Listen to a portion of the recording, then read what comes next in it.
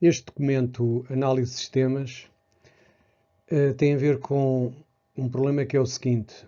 Nós no projeto aqui da Unidade Curricular e muitas outras situações, temos por vezes fontes de dados que estão em folhas de cálculo, que é o mais comum. A folha de cálculo é um sistema que não está estruturado da mesma forma que uma base de dados relacional. Então, muitas vezes, quando nós temos uma folha de cálculo, há situações em que os valores de apenas uma coluna na folha de cálculo se vão distribuir por várias colunas ou na mesma ou em diferentes tabelas da base de dados, e há o problema inverso. Eu posso querer aglutinar valores ou dados que estão em colunas diferentes da folha de cálculo numa única coluna, porque essa é a forma mais simples de importar os dados para a base de dados. Outra situação em que as folhas de cálculo nos podem ajudar na transformação dos dados para uma base de dados é nós temos sempre a atenção de ver se, por qualquer motivo, a folha de cálculo não tem sempre os mesmos valores repetidos. Ou seja, uma determinada coluna numa folha de cálculo pode ter 1 milhão de linhas, por exemplo, mas os valores, como vocês veem nesta transparência, serem meia dúzia deles. Isto é importante porque o que está aqui, por exemplo, retratado na coluna I e na coluna J, são vários tipos de formas em que há acidentes de bicicleta, mas são limitados. A folha de cálculo tem 100 mil linhas, mas nessas 100 mil linhas estes valores repetem sempre. Isto é importante porque isto denota que são valores que, numa futura tabela de validação de tipos e de formas de acidentes, estes são os valores que devem constar dessa tabela, que depois, por sua vez, depois serão chave estrangeira noutras tabelas onde se descrevem os acidentes. Utilizando o caso do Excel, vamos então ver como é que isto se faz. Em primeiro lugar, eu seleciono toda a coluna sobre a qual consigo averiguar os possíveis valores que são distintos. Neste caso, marquei toda a coluna K. Fui aqui ao menu Ordenar e Filtrar e escolhi opções avançadas. Seguidamente, tenho que ter o cuidado para não obterem aquela mensagem de erro que está referenciada como número 1. Eu tenho que escolher aqui só registros unívocos, ok? Vocês têm aqui a marca o bloco com os dados, fazem ok e finalmente vocês obtêm aqui os valores que são únicos. E isto, volto a repetir, é muito importante porque são precisamente estes valores que vocês vão usar nas futuras colunas, nas futuras tabelas onde vocês vão encaixar estes valores. No caso do projeto deste ano, em vez de não ter nada a ver com bicicletas, mas tem a ver com séries, com serviços de streaming, etc, etc. E há de haver um conjunto de valores, por exemplo, distintos para categorias de séries, tipos de séries, géneros de séries, etc, etc.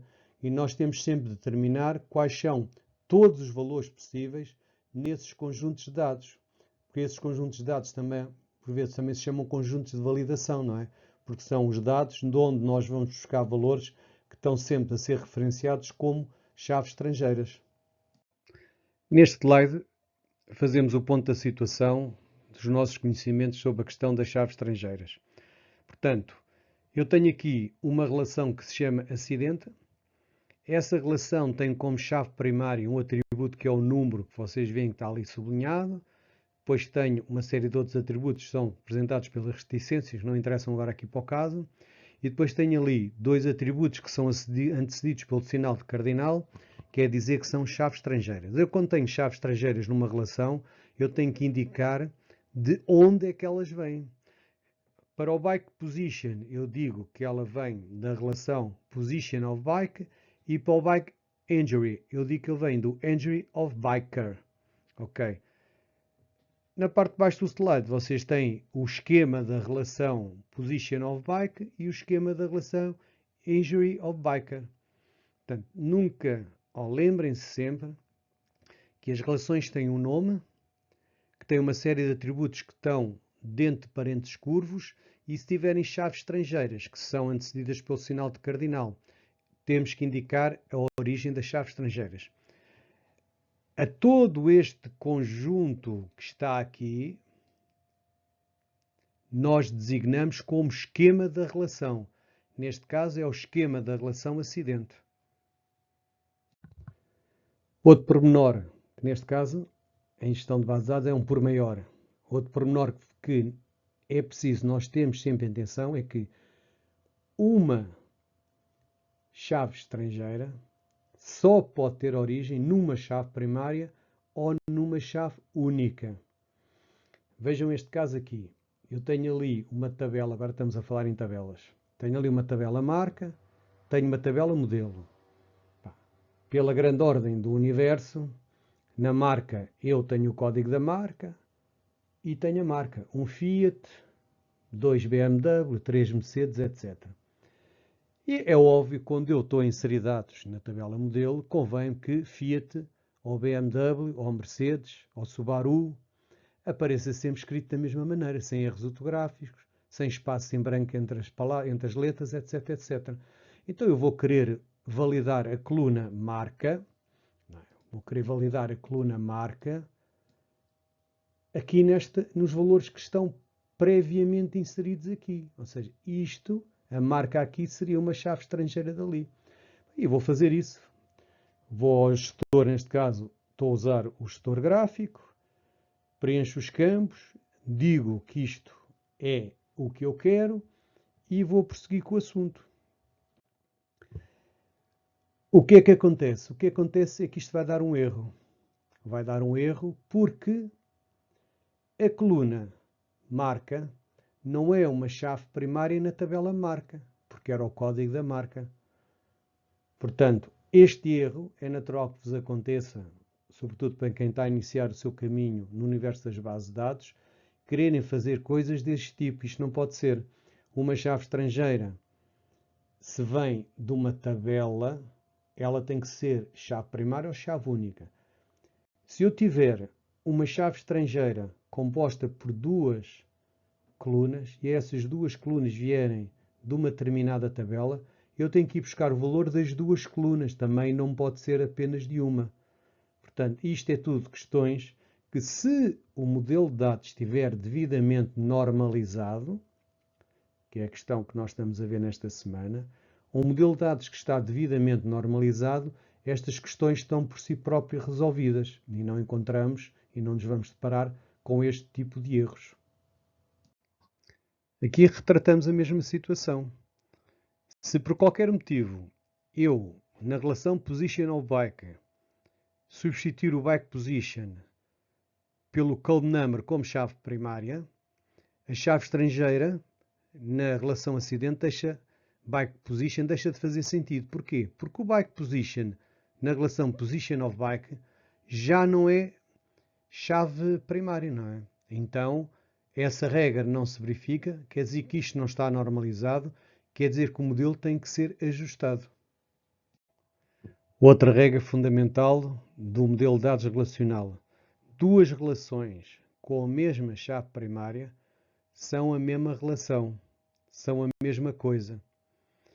Se eu, por qualquer motivo, tenho como chave primária na relação acidente o número do acidente, e se agora construir uma nova relação, a que eu vou dar o nome, envolvidos no acidente, e for buscar o número de acidente também como chave primária, apesar de ter tentado fazer aqui um design floreado, dizendo que o número do acidente vem da relação acidente, isto é a mesma coisa, isto não pode acontecer. Portanto, é uma regra básica que temos sempre que observar. Duas relações com a mesma chave primária são a mesma coisa, e é evidente que se isto for transformado numa base de dados relacional, a regra mantém-se. Duas tabelas com a mesma chave primária são a mesma coisa.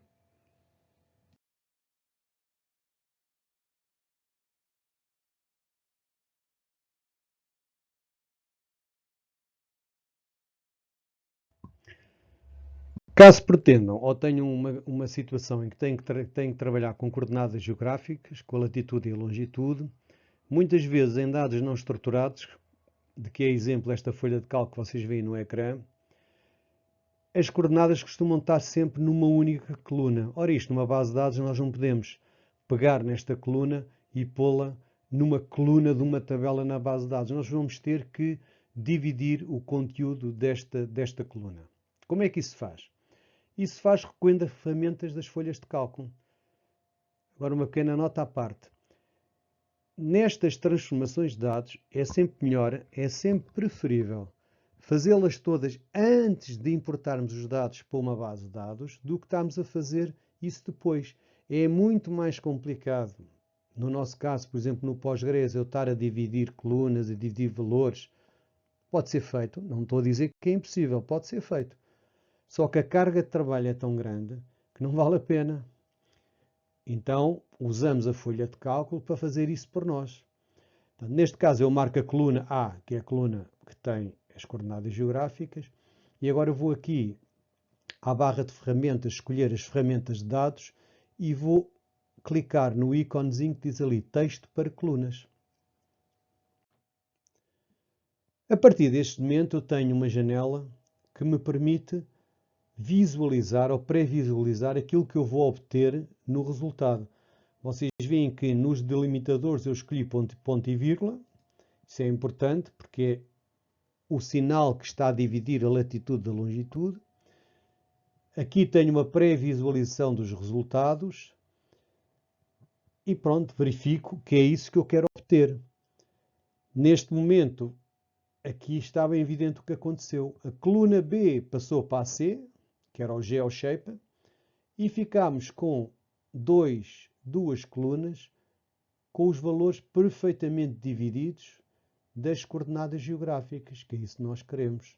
Portanto, a partir daqui é muito fácil, é só usando as facilidades de importação do Postgres para este caso.